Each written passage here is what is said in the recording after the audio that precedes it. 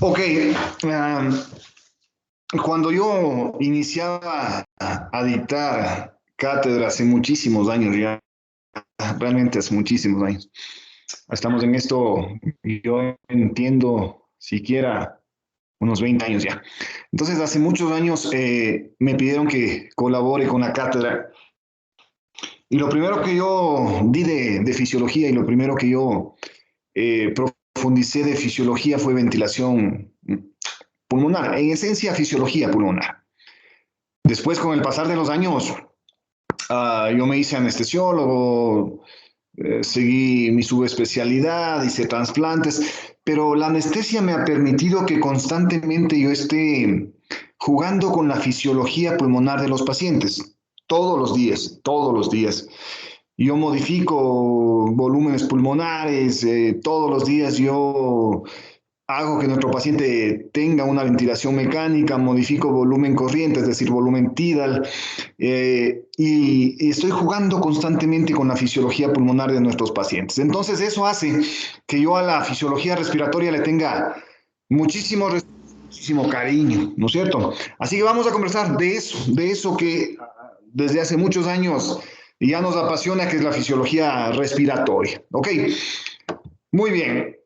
Cuando hablamos de respiración, cuando hablamos de respiración, es indudable que lo que primero debemos recordar es que la respiración es un conjunto de procesos. Es decir, para respirar, cuyo fin último es que los tejidos puedan tener oxígeno, que la célula pueda proveerse de oxígeno, para respirar nosotros necesitamos ventilar, que consiste en el proceso del ingreso y la salida de aire. Necesitamos intercambiar ese aire que estamos ingresando a los pulmones a través del proceso de intercambio gaseoso. Necesitamos transportar esos gases que nosotros hemos difundido a través de la membrana respiratoria. Y por último, necesitamos regular todo el proceso respiratorio. Entonces, como ustedes ven, la respiración realmente consiste en una serie de procesos que en último término van a proveer de oxígeno a los tejidos para que la célula pueda trabajar y pueda vivir. Por lo tanto, ventilamos, intercambiamos, transportamos y regulamos todo esto a través del sistema nervioso. ¿Ok? Ese es el proceso respiratorio. En esta clase vamos a ver solamente el primero de ellos, que es la ventilación pulmonar. La ventilación pulmonar tiene dos momentos, ¿no es cierto? Eso ya lo sabemos, eso facilito entender. Un primer momento en donde nosotros ingresamos aire a los pulmones, que se llama inspiración, y otro momento en donde nosotros necesitamos sacar el aire que ingresamos, que se conoce como expiración, cuando sacamos el aire. Ahora bien, la inspiración es un proceso que nos permite ampliar el diámetro de la caja torácica para ampliar el tamaño del pulmón. De esa manera ingresa aire mismo. La expiración, en cambio, trata, al contrario, de comprimir la caja torácica. ¿Para qué? Para que el aire que ingresó pueda salir nuevamente hacia el exterior. En ese juego de aumentar el tamaño del tórax o disminuirlo, entran naturalmente los músculos, ¿no es cierto? Todo este aparato muscular que permite ampliar la caja torácica y su diámetro. La inspiración es un proceso activo, necesita, por lo tanto, trabajo muscular, indudablemente. El principal músculo de la respiración, de la inspiración, es el diafragma. Cuando nosotros inspiramos, el diafragma se contrae y su contracción tira hacia abajo a la caja torácica para ampliar la longitud del tórax. De esa manera, ampliamos el tamaño del pulmón. Pero no es el único músculo de la respiración, de la inspiración. Tenemos los intercostales externos, tenemos el esternocleidomastoideo, los serratos. Todos estos lo que hacen es elevar el tórax para ampliar el tamaño del mismo y permitir que ingrese aire a los pulmones. ¿Ok? Dime.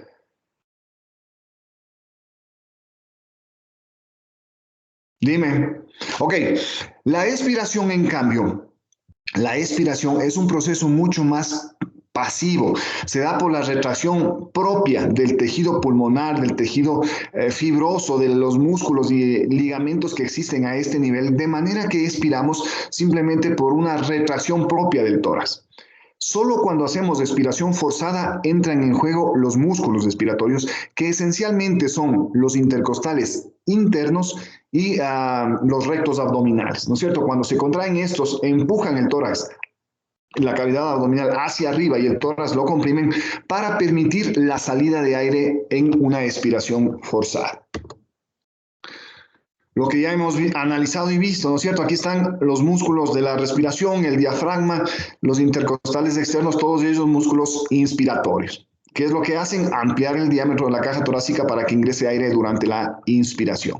La expiración, como les digo, un proceso mucho más pasivo, dado esencialmente por los músculos abdominales y los intercostales internos.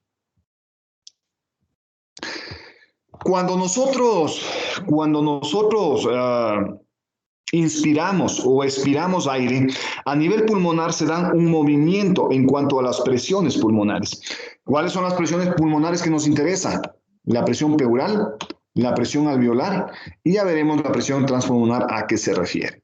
Entonces, miren ustedes que estas presiones son indispensables que las conozcamos para entender el funcionamiento del pulmón durante la inspiración y expiración. Primero identifiquemos cada una de ellas, pues, ¿no es cierto? Porque si no hablamos de presión pleural, ¿y dónde también estará ubicada? ¿Cuál será, no es cierto? Entonces la presión pleural es la presión que está presente entre las dos pleuras. Aquí hay un espacio que es el espacio pleural. Este espacio pleural tiene una presión, que es la presión pleural, que en condiciones normales, por la acción de los linfáticos, es una presión negativa. Siempre que usted recuerde de la presión pleural, como está acá en las curvas, es una presión negativa. Normalmente está alrededor de menos 5 centímetros de agua. De manera que esta presión negativa, ¿cuál será el fin de que exista presión negativa en el espacio pleural? Para que no colapse el pulmón. Por supuesto, ¿no es cierto? Ya saben que las presiones negativas atraen, ¿no es cierto? Absorben. De manera que esta presión negativa que está aquí en el exterior del pulmón, en las pleuras, hace o evita que el pulmón se colapse. Por eso es importantísimo mantener la negatividad del espacio pleural. Cuando, por ejemplo, tenemos trauma torácico, un accidente de tránsito en donde hay compresión del tórax, se rompe esto, se rompen los vasos, o cuando hay heridas por armas cortopunzantes, un cuchillo, nos asaltan y nos meten el cuchillo en el tórax. Ese cuchillo puede ingresar a las pleuras y hacer que el espacio pleural se llene de líquido o se llene de aire, ¿no es cierto? En ese momento, el aire o el líquido que está presente aquí crea una presión positiva y eso produce un colapso del pulmón. Esto que les acabo de mencionar se conoce como neumotórax o hemotórax. Neumotórax si es el aire y hemotórax si es sangre lo que ocupa el espacio pleural. Pero en esencia lo que quiero ir es que cuando usted pierde la negatividad del espacio pleural, la presión pleural se hace positiva naturalmente y eso colapsa a nuestro pulmón. ¿Ok? Así que hay que estar con mucho cuidado y saber por qué la presión pleural es negativa y siempre debemos mantenerla de esa manera. ¿Listo? Ahora bien, la presión pleural en condiciones basales cuando no estamos en trabajo respiratorio es de menos 5. Durante la inspiración, esta presión pleural se hace aún mucho más negativa, llegando a valores de menos 7, menos 7.5. Ok, ¿por qué se hace más negativa la presión pleural? Porque necesita atraer hacia el pulmón, hacia las pleuras para permitir su expansión durante el ingreso de aire. Ok, de manera que esto permite esencialmente que ingrese aire a nuestros pulmones, el aumento de la negatividad de la presión pleural. Después, durante la expiración, la presión pleural pues vuelve a su valor basal de menos 5. Para sacar el aire que ingresó, nada más. Entonces, lo que debemos recordar es que la presión pleural durante la inspiración naturalmente se hace más negativa para permitir ingreso de aire a los alvéolos. La otra presión que nos interesa es la presión alveolar, la presión que está presente aquí en los alvéolos, ¿ok? Esta presión alveolar es más fácil de entender, ¿no es cierto? Es una presión presente naturalmente en el saco alveolar. Esta presión cuando no estamos respirando y la glotis está abierta es igual a 0, ¿sí? Entonces la presión alveolar, como usted puede ver aquí, es de 0, cuando no estamos ni inspirando ni expirando. Pero ¿qué pasa cuando nosotros inspiramos? Cuando nosotros inspiramos, la presión alveolar, ya sabemos que la presión alveolar, mejor dicho, las presiones negativas siempre atraen hacia sí los elementos. Entonces el alveolo necesita en su interior crear una presión negativa para atraer el aire que está ubicado en la vía respiratoria. Por eso es que durante la inspiración la presión alveolar se hace negativa llegando a -1, -1.5 centímetros de agua. Y de esa manera esta presión se hace negativa permitiendo el ingreso de aire. Miren ustedes la curva de arriba. La curva de arriba es la curva de ingreso de aire al pulmón. Miren cómo cuando nosotros inspiramos ingresa a nuestros pulmones un volumen corriente de alrededor de 500 mililitros, es decir, 0.0 litros. ¿Ok? Durante la expiración, la presión alveolar alcanza valores ligeramente positivos. Eso también deben reconocerlo. Sí, ¿por qué es necesario crear valores positivos en el alveolo durante la expiración? Porque necesitamos sacar el aire que ingresó durante la inspiración. ¿Ok? De manera que inspiramos, creamos presión negativa en el alveolo, expiramos, creamos presión positiva en el alveolo. Durante la inspiración ingresamos aire a nuestros pulmones y durante la expiración sacamos ese aire que hemos ingresado. ¿Ok? Así juegan las presiones en la fisiología pulmonar durante la inspiración y durante la expiración. Ahora bien, la diferencia que existe entre la parte más interna del pulmón, que es la presión alveolar, y la parte más externa del pulmón, que está por fuera, que es la presión pleural. La diferencia entre estas dos presiones se conoce como presión transpulmonar. Entonces la presión transpulmonar representa toda la viscosidad que existe en el pulmón y es la diferencia entre la parte más interna y más externa del pulmón. A eso se le conoce como presión transpulmonar. Trans, ¿qué quiere decir? A través del pulmón. ¿Ok? Esa es la presión transpulmonar, la presión pleural y la presión alveolar, que en esencia lo que nos permiten con su movimiento, con su variación, es ingresar aire a nuestros pulmones. Esto solo para reforzar lo que les acabo de mencionar. Miren, entonces la presión alveolar es igual a la atmosférica, es decir, a 0 cuando no estamos respirando, cuando no estamos ventilando en reposo. Pero miren, durante la inspiración, en donde nosotros necesitamos ingresar aire al pulmón, esta presión se hace negativa para permitir el ingreso de aire a nuestros pulmones. Por lo tanto, se hace menor a la atmosférica. Y cuando nosotros necesitamos, en cambio, sacar el aire de los pulmones, esta presión del alveolo se hace mayor a la de la atmósfera, es decir, aumenta a +1, +1.5 para sacar ese aire que ingresó hacia el alveolo. Así funciona la presión alveolar. La distensibilidad pulmonar no es más que esa capacidad que tiene el pulmón de aumentar su volumen en relación a la variación de presión. Entonces, igual que en la distensibilidad vascular, ¿no es cierto? Aumenta la presión y nosotros podemos aumentar el volumen. Aquí en el pulmón lo mismo, aumenta la presión y se puede aumentar el volumen. Pero esta capacidad de distensibilidad, de llenarse de aire de los pulmones, de que el pulmón se mantenga expandido, en esencia, depende de dos tipos de fuerzas. La primera son las fuerzas elásticas del propio pulmón, que naturalmente son fibras de colágeno y elastina que dan cierta rigidez al pulmón y evitan el colapso. Entonces, esa es la primera fuerza que mantiene la distensibilidad del pulmón, su expansibilidad. Pero hay otra fuerza que es mucho más importante que estas fuerzas elásticas, que se refiere a las fuerzas tensoactivas. ¿Ok? Las fuerzas tensoactivas tienen un componente diferente. Si nosotros tenemos un alveolo aquí, este alveolo normalmente está recubierto por una muy fina capa de líquido, ¿no?, que recubre nuestros epitelios, el epitelio alveolar, por tanto.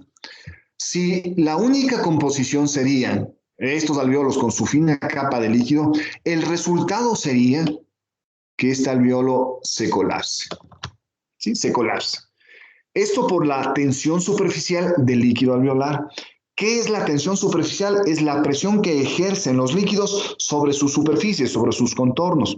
La tensión superficial está dada por fuerzas de cohesión. Las fuerzas de cohesión siempre tienden a colapsar los espacios, a disminuir los espacios, a hacerlos más chiquitos, en otras palabras. De manera que la tensión superficial del líquido aquí en el alveolo lo que haría es colapsar al alveolo, en esencia. Pero como la fisiología es absolutamente perfecta. Diosito dijo, si les mando un alveolo solo de estas características, el alveolo se colapsa y no van a llenar de aire de ese alveolo. Entonces, a estos cristianos, lo que hay que hacer es enviarles el alveolo, la fina capa de líquido, y sobre esa fina capa, una capa que actúe como un agente tensoactivo. ¿Qué son los agentes tensoactivos? Son los agentes que disminuyen la tensión superficial de un líquido, que la eliminan, que la neutralizan, como usted lo quiera llamar. En esencia, el agente tensoactivo aquí en el pulmón lo que hace es evitar que este alveolo se colapse y por lo tanto mantener el alveolo expandido. Y por lo tanto, en esencia, mantener el pulmón expandido con su normal distensibilidad. Si es que nosotros no tuviésemos el surfactante pulmonar, que es el agente tensoactivo en los pulmones, este sería el resultado: un alveolo colapsado y unos pulmones absolutamente colapsados, sin posibilidad de que ingrese aire. Entonces, a esto se refiere las fuerzas tensoactivas de los pulmones que mantienen la distensibilidad pulmonar, que como les digo, está dado por este elemento que se conoce como el surfactante pulmonar. El surfactante pulmonar es el agente tensoactivo de nuestros pulmones que disminuye la tensión superficial en los alveolos y por lo tanto evita que el alveolo se cierre. Este surfactante pulmonar tapiza el alveolo y evita que este alveolo se cierre, se haga pequeño. Este surfactante pulmonar es producido por los neumocitos tipo 2, eso ya lo sabemos, ¿no es cierto? Y se producen alrededor de las 31 o 32 semanas de gestación. Cuando nosotros vamos a tener un bebé muy prematuro, estamos hablando de 26, 27, 28, 29, 30 semanas de gestación, los pulmones no han madurado suficientemente para tener neumocitos tipo 2 maduros. Por lo tanto, no vamos a tener producción de ¿qué? De surfactante pulmonar si ese niño llega a nacer. Por eso es que los niños que son prematuros no tienen problemas cardíacos, no tienen problemas digestivos, ni nerviosos siquiera. Tienen problemas respiratorios. ¿Por qué? Porque sus pulmones se colapsan debido a la falta de agente tensoactivo, de surfactante pulmonar. ¿Ok? Entonces, mucho cuidado con esto que se conoce como el síndrome de dificultad respiratoria del recién nacido, debido a la ausencia de surfactante pulmonar. Por lo tanto, usted ya sabe el resto. Si no hay surfactante, el alveolo se colapsa y por lo tanto el pulmón se colapsa también. ¿Listo? Estas son las fuerzas tensoactivas. Cuando nosotros inspiramos y expiramos, cuando metemos aire y sacamos aire, naturalmente, sobre todo en la inspiración, nosotros estamos realizando un trabajo respiratorio. Este trabajo respiratorio es de 3 tipos. El primer tipo es el trabajo que se conoce como de distensibilidad pulmonar. ¿A qué se refiere? Al trabajo necesario para vencer la resistencia que ofrece la caja torácica. Entonces, los músculos, los elementos óseos de la caja torácica ofrecen una resistencia al ingreso de aire. Debemos realizar un trabajo para vencer esa resistencia y a ese trabajo se le conoce como trabajo de distensibilidad pulmonar. Una vez que hemos vencido este trabajo, necesitamos ahora realizar otro trabajo para vencer ahora la resistencia que ofrece el propio pulmón. Ok, a esa resistencia o a ese trabajo se le conoce como trabajo de resistencia tisular del propio tejido. Y entonces nosotros necesitamos hacer un trabajo para vencer la viscosidad propia del pulmón, como llama Guyton, ¿no es cierto? Guyton dice, para vencer la resistencia viscosa que ofrece el pulmón. A ese trabajo se le conoce como trabajo de resistencia tisular.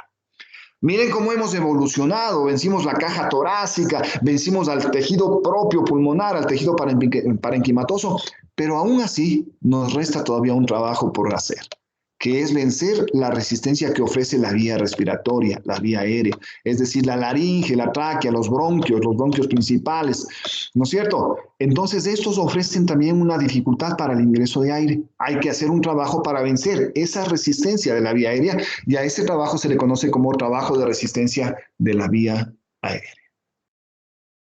Por tanto, señores estudiantes, miren cuál es el fin último del trabajo respiratorio. El fin último del trabajo respiratorio es que ingrese aire acá, a los alveolos. Para que ingrese aire acá a los alveolos, nosotros hemos necesitado vencer a la caja torácica, realizar un trabajo para vencer a la caja torácica, realizar un trabajo para vencer la viscosidad del pulmón al tejido parenquimatoso y necesitamos realizar un trabajo para vencer la resistencia que ofrece la vía aérea. Solo después de haber vencido estos tres elementos, el aire va a llegar hacia nuestros alveolos. ¿Ok? Ahora bien, estos trabajos, claro, pueden alterarse, pueden hacerse mucho más complejos y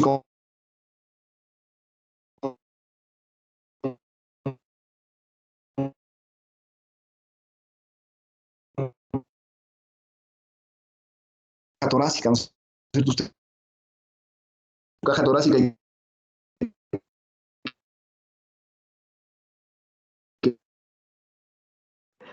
Doctor, se le está entrecortando.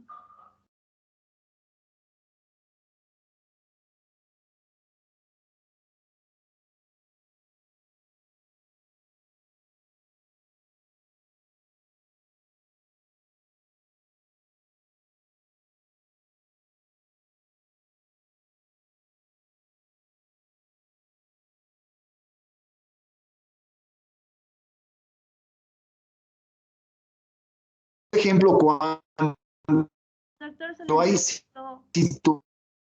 situaciones más rígidas. Uno de los ejemplos clásicos es Doc, no se le escucha. Doctor, se le entrecortó. pulmonar. Doc, se le entrecortó. Se le entrecortó todo. Me avisan si me escuchan bien ahora. Sí le estaban diciendo, doctor. Déjame. Hace rato.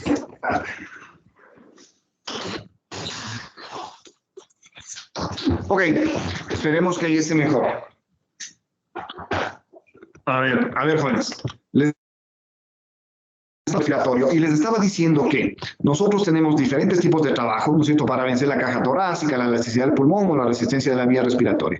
Pero que estos trabajos pueden verse alterados.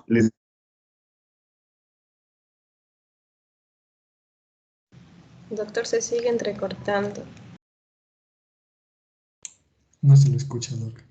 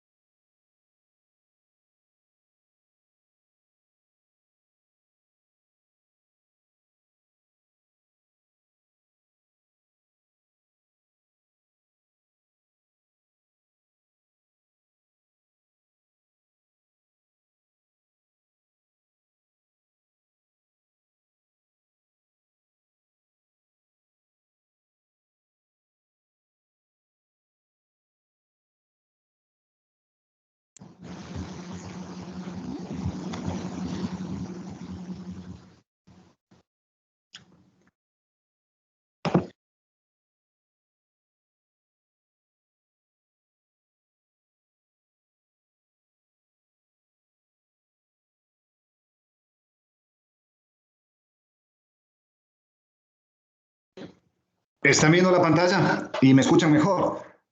Hubo un corte en el servicio. Ya. Ok, esperemos que no sigamos teniendo estos problemas. Me avisan si es que hay alguna novedad.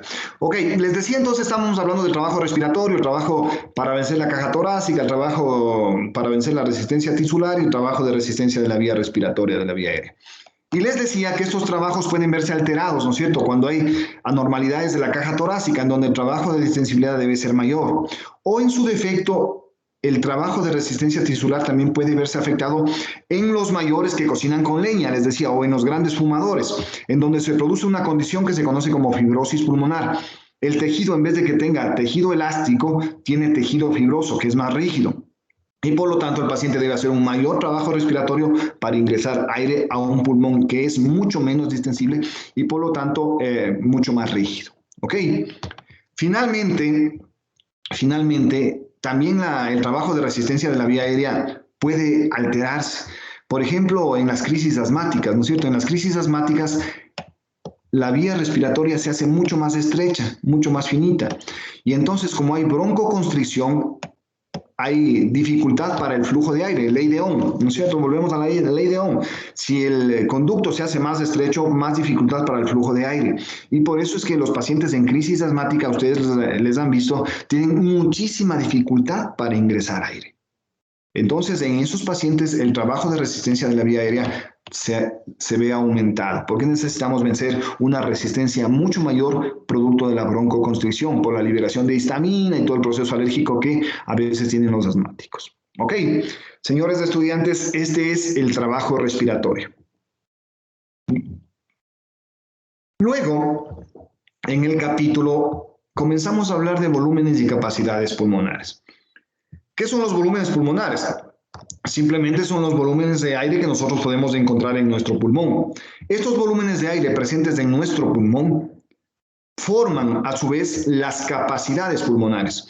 Son 4 volúmenes que van a formar 4 capacidades pulmonares. Este es el gráfico de volúmenes y capacidades. Un primer volumen que se refiere a la cantidad de aire que yo ingreso y saco de mi pulmón. Y entonces a este volumen se le conoce como volumen corriente. Entonces el volumen corriente es lo que yo ingreso a mis pulmones durante cada inspiración. Yo inspiro normalmente y tengo un volumen corriente. ¿Ok? Cuando yo doy anestesia a mis pacientes y los pacientes les tengo en paro respiratorio, yo tengo que meterles a una máquina de ventilación.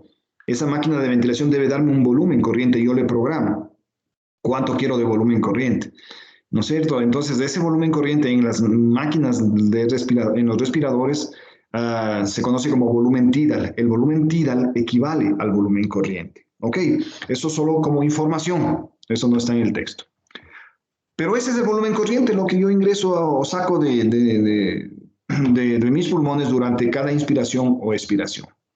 Después, yo tengo un volumen que puedo ingresar a mi pulmón durante una inspiración forzada. Inspiro normalmente y hago esto. Estoy ingresando la mayor cantidad de aire a mis pulmones. Ese es el volumen de reserva inspiratoria. Y después yo puedo hacer el ejercicio contrario.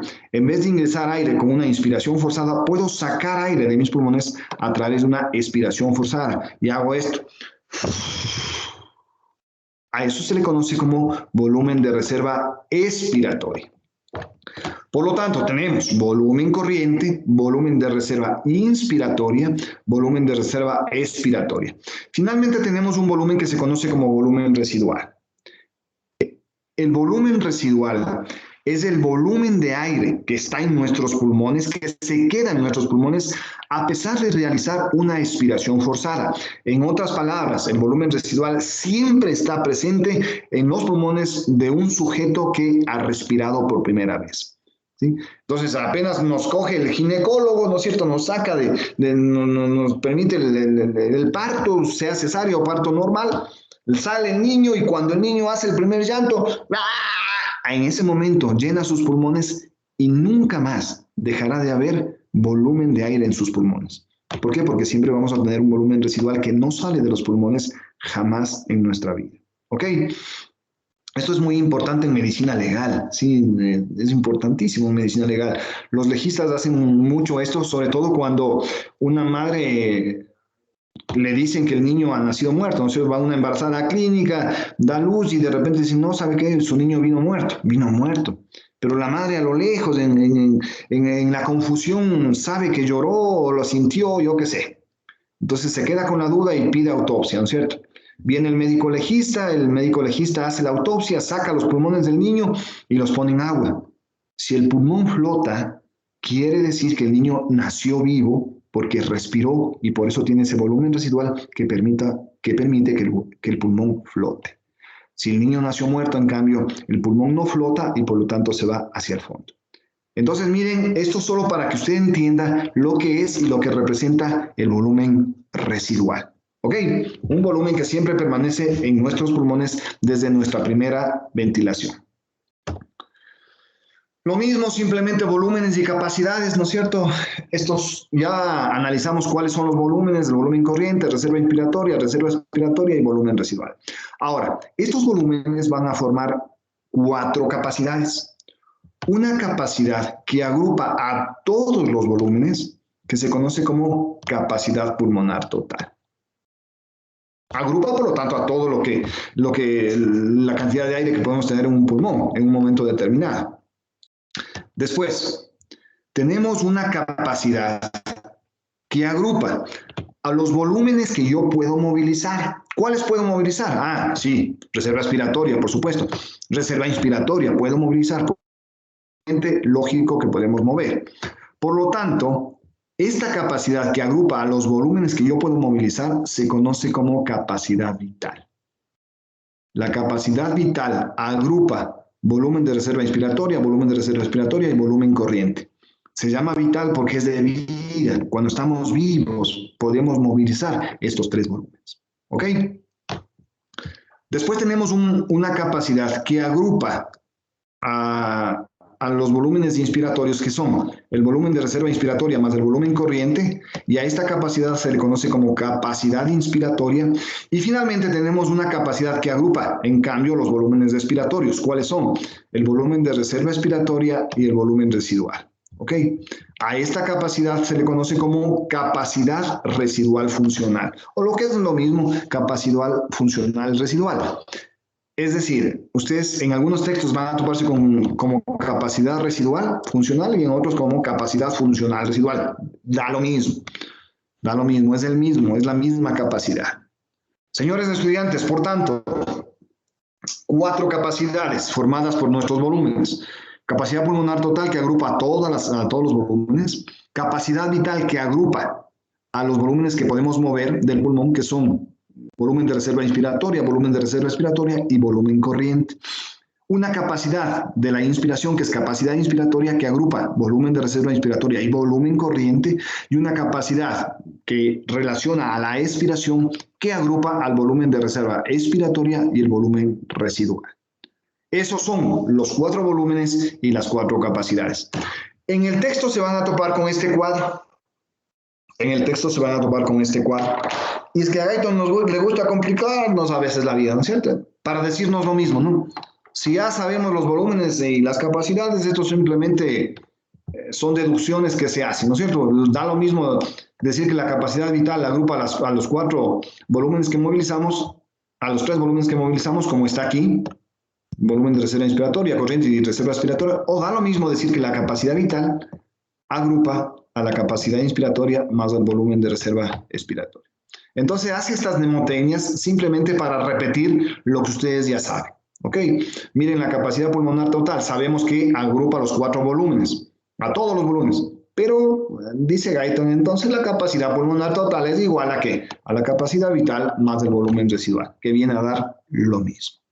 ¿Ok?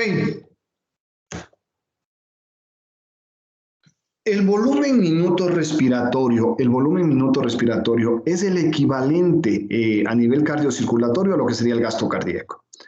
A nivel cardiocirculatorio, el gasto cardíaco es la cantidad de sangre que sale hacia la aorta en un minuto, ¿no es cierto? Ese gasto cardíaco, recordarán ustedes, está dado por el volumen sistólico y la frecuencia cardíaca. Acá, en cambio, tenemos lo mismo con otro concepto que se conoce como volumen minuto respiratorio. El volumen minuto respiratorio, el volumen BMR, El volumen minuto respiratorio es la cantidad de aire que ingresamos a nuestros pulmones durante un minuto. El volumen minuto respiratorio es igual, por tanto, la cantidad de aire a qué se refiere, volumen corriente, por frecuencia respiratoria que se mide en un minuto. ¿Ok? Por tanto, si asumimos, como ya les dije hace un momento, que el volumen corriente es medio litro, es decir, 500 mililitros, y que la frecuencia respiratoria fluctúa en un rango, siempre que hablemos de frecuencia respiratoria será entre 12 y 20 respiraciones por minuto, asumamos que nuestro paciente está tranquilo y que está respirando 12 veces por minuto. Si multiplicamos nos va a dar 6.000 mililitros, lo que es lo mismo 6 litros por minuto. Ese sería el volumen minuto respiratorio en este ejemplo. La mayoría de nosotros estará en ese nivel más o menos porque estamos sin actividad. ¿Ok?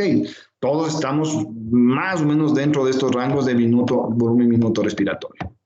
Pero si yo les digo en este momento que salgan de su cuarto, que se vayan a dar 3 vueltas de la manzana y que a los primeros 5 van a tener 10 en el examen, ¿no es cierto? 10 sobre 10 en el examen. Entonces todos salimos, corremos y los 5 primeros que regresaron.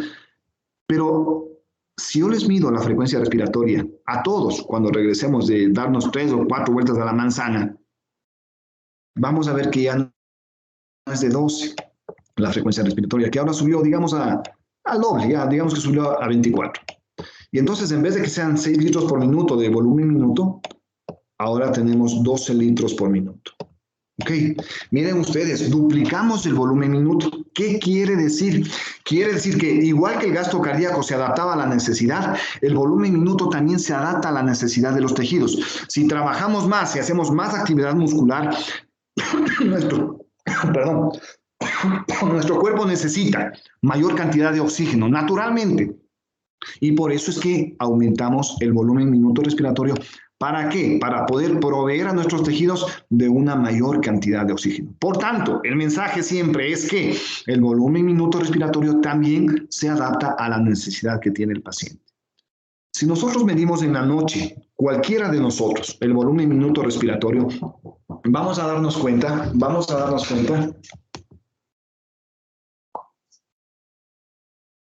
más después. El volumen minuto respiratorio, vamos a darnos cuenta que mientras estamos en reposo o dormidos, la frecuencia respiratoria baja, ¿no es cierto? Se hace de 8 o 10, por lo tanto el volumen minuto también va a bajar, será de 4 o 5 litros por minuto. Miren, ¿por qué? Porque mientras dormimos, nuestra actividad disminuye, nuestro metabolismo disminuye, por lo tanto necesitamos menos cantidad de oxígeno. Así trabaja, así funciona nuestro pulmón, inteligentemente, para que nosotros no nos falte nada, ni nos sobre nada tampoco. ¿Ok? De esa manera vamos regulando la cantidad de aire que ingresa a nuestros pulmones a través de la variación del volumen minuto respiratorio. Esta parte siempre es importante destacar, ¿no? Y esta parte siempre es importante reflexionar. Siempre les digo lo mismo, ¿no? Creo que les dije mientras expusieron sus compañeros de este tema, y les decía, todo el aire que ustedes ingresan en este momento, hagan una inspiración, toditos hagan una inspiración. Ese aire que están inspirando ahora, ¿está llegando a los alvéolos? ¿Están llegando a zonas de intercambio? Les pregunto.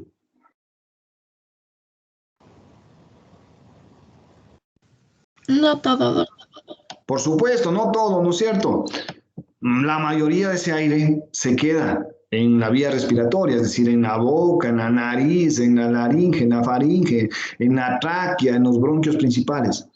Estos espacios que contienen aire que no realiza intercambio gaseoso se conoce como espacio muerto. Ese es el espacio muerto. Entonces, el espacio muerto se divide en 2 tipos, en un espacio muerto anatómico y un espacio muerto fisiológico. ¿Ok? El espacio muerto anatómico es este espacio en donde normalmente no hay intercambio gaseoso. En la nariz no hay intercambio gaseoso. En la tráquea no hay intercambio gaseoso, pero tiene aire. ¿No es cierto? Entonces, ese aire es aire de espacio muerto. Ahora bien, el espacio muerto fisiológico se refiere a los alvéolos, es decir, zonas de intercambio que por algún momento o por alguna razón contienen aire que no está realizando intercambio gaseoso. Uno de esos ejemplos clásicos es la tromboembolia pulmonar. En la tromboembolia pulmonar hay una adecuada ventilación, los alvéolos se llenan de aire, pero oh sorpresa, no hay flujo sanguíneo por el trombo que obstruye el paso de la sangre a través de esos vasos. Y por lo tanto tenemos espacio muerto fisiológico. ¿Listo? Entonces, señores estudiantes, el espacio muerto anatómico y el espacio muerto fisiológico representan espacios que contienen aire, en esencia, que no realizan intercambio gaseoso. ¿De acuerdo? Este capítulo finaliza hablándonos de algunas cosas, ¿no es cierto? Una de esas son las funciones de las vías respiratorias, todo lo que pasa a través de la vía respiratoria, mejor dicho. Las vías respiratorias sirven para servir como vía de paso al aire, ¿no es cierto? Para que llegue a los alvéolos y sea intercambiado hacia la sangre. Eso hacen las vías respiratorias, la tráquea, los bronquios, los bronquiolos. Pero estos elementos tienen una pared muscular y al tener una pared muscular naturalmente pueden dilatarse o contraerse, entonces puede darnos broncodilatación o broncoconstricción. Los asmáticos, por ejemplo, si este es el diámetro de un bronquio, en los asmáticos este diámetro disminuye. Por lo tanto, menos pasa aire a través del mismo, ¿no es cierto? Ya sabemos, ley de Ohm. Por lo tanto, más difícil es que ingrese aire. Entonces, es importante recordar que estas vías respiratorias pueden alterar el ingreso de aire a nuestros pulmones. Y por lo tanto, debemos saber qué hacer. Si es que está cerrado el bronquio, pues habrá que darle un broncodilatador. ¿Para qué? Para que pueda ingresar aire normalmente hacia nuestros pulmones. ¿Ok? Además de esta función de paso, las vías respiratorias también tienen sistemas de defensa de nuestro organismo. Uno de esos es el aparato mucociliar. El aparato mucociliar, normalmente nosotros tenemos moco, ¿no es cierto? Es esta especie de gel que hay en la vía respiratoria, que lo que hace es adherir las partículas extrañas, esencialmente virus, bacterias pequeñas o partículas pequeñas de pequeño tamaño que se adhieren al gel, al moco, y por lo tanto se evita el ingreso hacia las zonas distales del pulmón. De esa manera no enfermamos.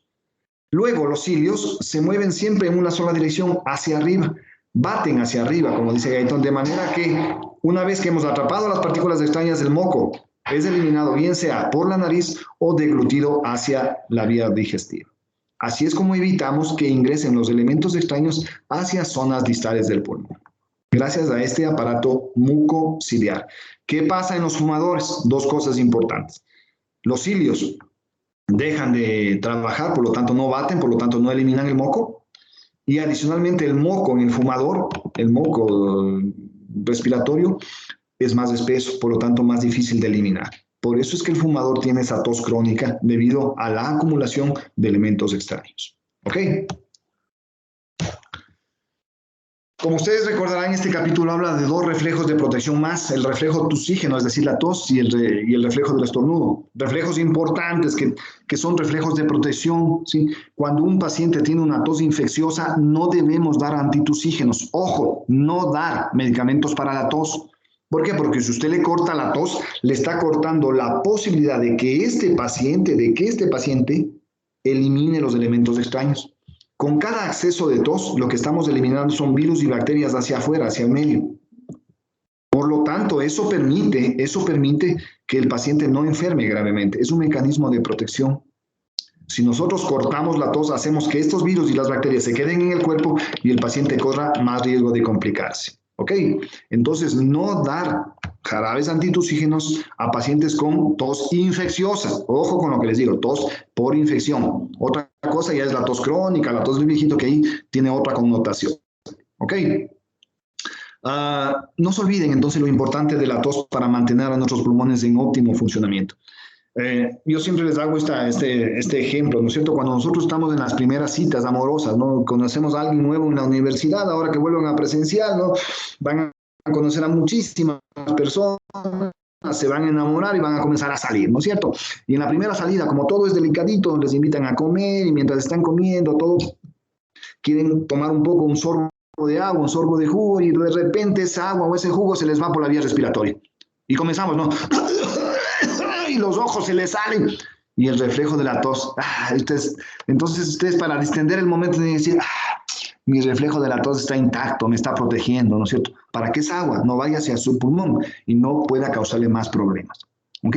Miren cómo la tos es un mecanismo de defensa para mantener en óptimas condiciones su vía respiratoria y su fisiología pulmonar.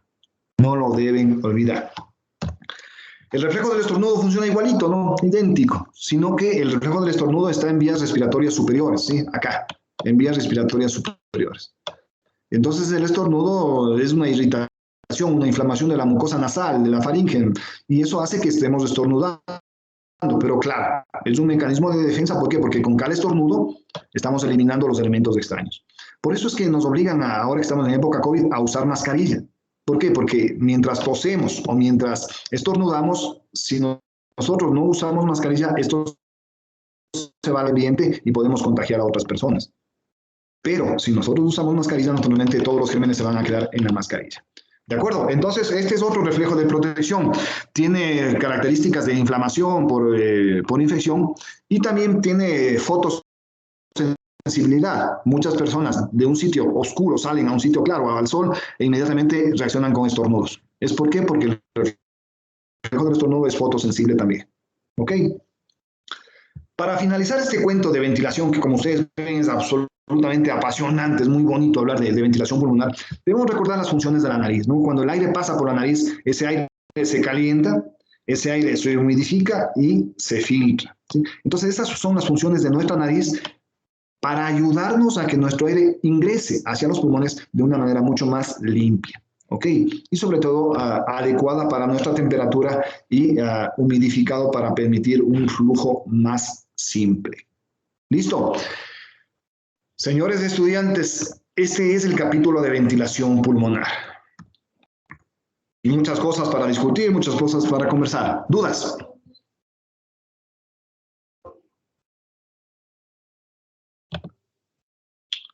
¿Alguna duda que tengan, amigos, en relación a lo que hemos conversado? Ventilación pulmonar.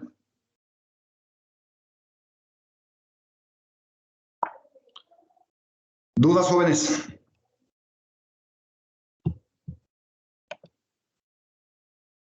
Doctor, yo tengo una pregunta. Se le cortó cuando estaba diciendo lo de cuándo se podía afectar esto de los trabajos y no le escuché cuándo se puede afectar acerca de la distensibilidad elástica, del trabajo de distensibilidad elástica. El trabajo de distensibilidad tisular, ¿ese me dices? Sí, Ese se altera cuando tú tienes problemas en el parénquima pulmonar. Eso les estaba explicando. Un fumador o una mujer o una persona que ha trabajado mucho tiempo o ha cocinado mucho tiempo con leña, hacen fibrosis pulmonar. La fibrosis pulmonar vuelve rígido al pulmón porque tienes tejido fibrótico. Y como vuelve rígido al pulmón, más duro en otras palabras, y por lo tanto menos capacidad de que pueda distenderse. ¿Ok? Entonces ese es un ejemplo clásico de alteración del trabajo de resistencia tisular. muchas gracias, doctor. Muy bien, amigos. ¿Algo más? ¿Alguna duda, jóvenes? ¿Algo que les haya quedado flotando? Soy yo, doctor. Buenos días. Quería preguntarles más o menos cuáles serían los valores de presión transpulmonar. Es facilito, pues. Esa es pregunta de examen. ¿Por qué me la quito? O sea, menos haciendo los cálculos, o sea, sería... Claro, es que, a ver, es que conceptualmente, ¿qué es la presión transpulmonar? La diferencia entre la presión alveolar y la presión pleural, ¿no es cierto? ¿De acuerdo? Esa es la presión transpulmonar. ¿Cuánto es la presión alveolar? ¿Y cuánto es la presión pleural? En basal, en condiciones basales. ¿Cierto? Entonces ahí vos dices, la presión alveolar es 0, la presión pleural es -5, entonces, ¿cuál es la diferencia? Entonces son 5, ¿no es cierto? La presión transpulmonar está alrededor de 4.5 o 5 centímetros de agua. Porque esa es la diferencia entre la pleura y el alveolo, ¿ok? Y eso representa la presión transpulmonar. Pero esa es la pregunta de examen, esa es la pregunta para la prueba del fin de semana. Ok. Listo, ¿algo más, jóvenes?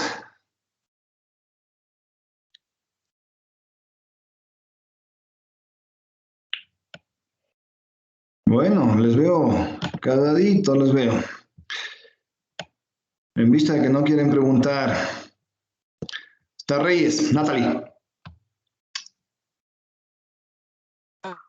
Dígame, doctor. Hola, Natalie. De la presión pleural. ¿Cómo son los cambios durante la ventilación? Si no me recuerdo, la presión pleural era.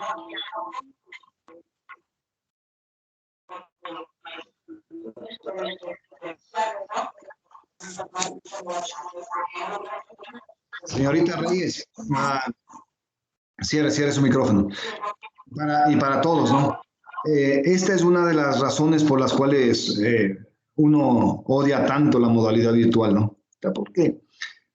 Porque uno puede darle la mejor clase del mundo, pero si ustedes tienen factores de distracción, ¿no es cierto? Muchos factores de distracción que hay en su habitación, en su cuarto, en su casa, que incluso no dependen de cada uno de ustedes, sino son externos, no vienen los amigos, los primos, la familia y están ahí interrumpiendo su clase. Entonces es imposible que usted pueda captar el mensaje, imposible que usted pueda formarse y estudiar adecuadamente. Entonces, crucemos los dedos que podamos vernos ya en modalidades presenciales porque el nivel de exigencia es otro, es totalmente diferente, Y claro, ahí ya no me pueden decir, no me acordé, no sé, no pude.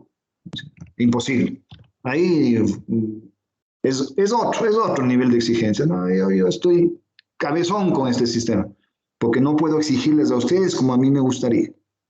¿Ok? Es una lástima que no pueda contestar una pregunta que hicimos de una clase que vimos hace 10 minutos. Señorita Collantes. Michelle. A ver, ¿qué es la presión pleural primero? La presión pleural es la que está presente en el espacio de las dos pleuras. Ok, normalmente esta presión pleural tiene, ¿qué presión? Menos 5 centímetros de agua.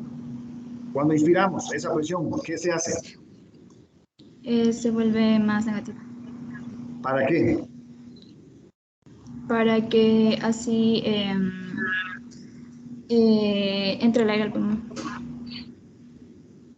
Para permitir el aumento de la distensibilidad pulmonar, pues.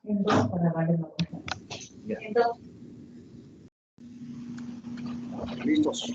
Señorita Jiménez, Lucía. Sí, Doc. Lucía, la presión alveolar, ¿qué es? ¿Cuál es su valor? ¿Cómo se modifica durante la ventilación? Ya la presión alveolar es la presión que se encuentra dentro de los alveolos cuando no hay paso de aire.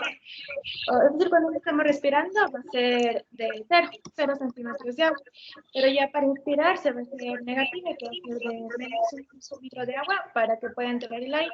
Y cuando expiramos, en cambio, para que salga el aire va a ser positiva, que va a ser de más 1 centímetro de agua. Ok. Perfecto, eso nos va a permitir ingresar aire al pulmón esencialmente, ¿no es cierto? Al alveolo, esa negatividad durante la inspiración. Señor Guacho. Sí, doctor, buenos días. Hay 3 tipos de trabajos respiratorios, ¿cuáles son? El primer trabajo de respiración va a ser de la distensibilidad pulmonar, el segundo es la resistencia tisular y el tercero es de la resistencia de las vías aéreas. Ya, ¿qué representa cada uno, hijo?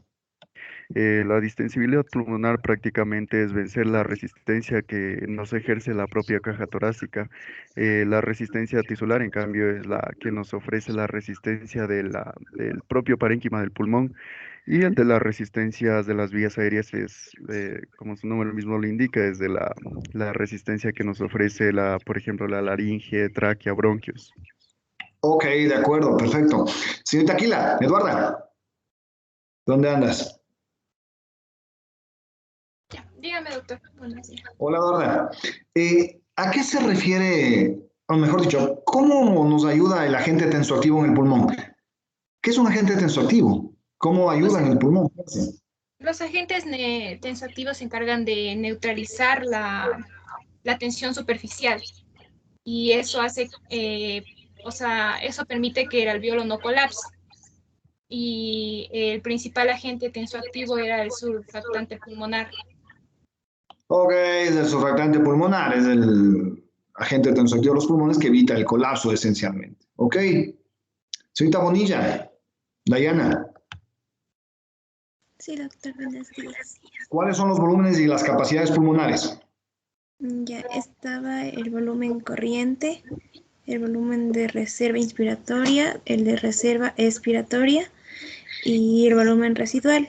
Y dentro de las capacidades que son mezclas de volúmenes, está el de capacidad pulmonar total, el de capacidad residual también parece, y de capacidad inspiratoria y transpulmonar. ¿Y a qué te estás inventando? ¿Qué transpulmonar? ¿De qué me hablas? Ay, no sé si, perdón. Ok, deme un segundo.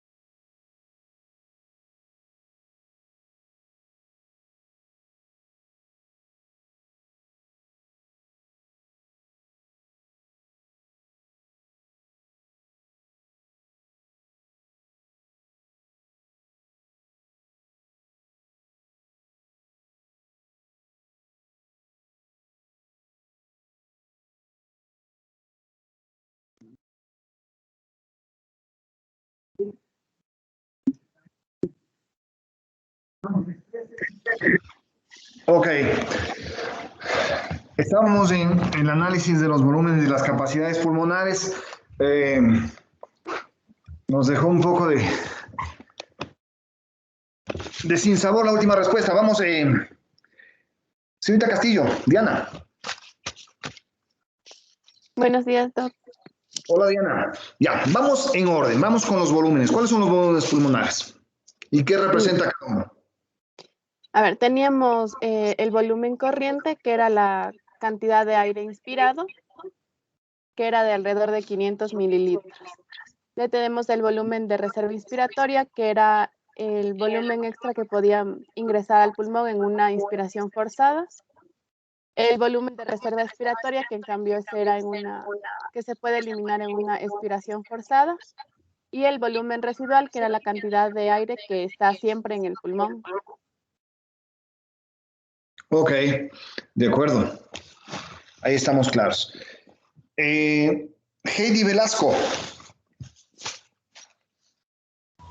Buenos días, doctor. Hola, Heidi.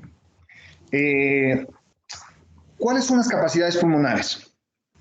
Teníamos que son mezclas de volúmenes y estaba la capacidad pulmonar total, que era de 5.800 mililitros.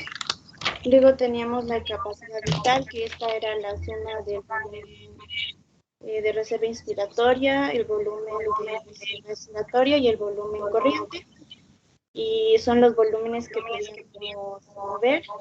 Luego teníamos la capacidad inspiratoria, que era la reserva inspiratoria más el volumen corriente, y la capacidad residual regional, que se relacionaba a la expiración. De acuerdo, de acuerdo. Muy bien.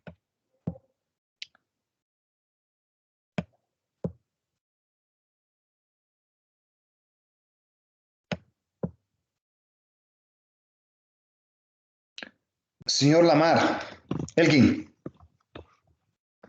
Sí, doctor, buenos días. Hola, Elkin. Listo, hijo. ¿Qué es el volumen minuto respiratorio? ¿Cómo sacamos? Bueno, el volumen minuto respiratorio era el aire que pasaba hacia las vías respiratorias por cada minuto. Se calculaba mediante el volumen corriente por la frecuencia respiratoria. Ok. ¿Para qué es importante saber el volumen minuto respiratorio, Elkin? Para saber cuánto aire pasa a estas vías aéreas por cada minuto. A la velocidad con la que pasa. Para poder identificar, pues, ¿no es cierto?, la necesidad que va a tener el cuerpo en relación a las variaciones que podrían existir. Ok. Listo, jóvenes. No más. ¿Alguna duda final que tengan, por favor?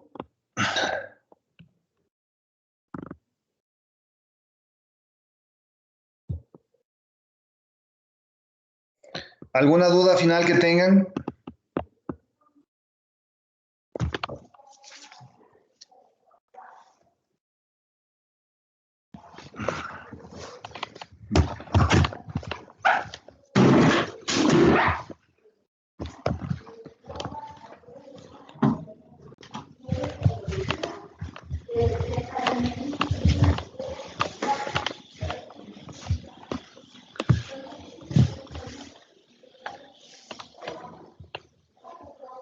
Jóvenes, ¿alguna duda final?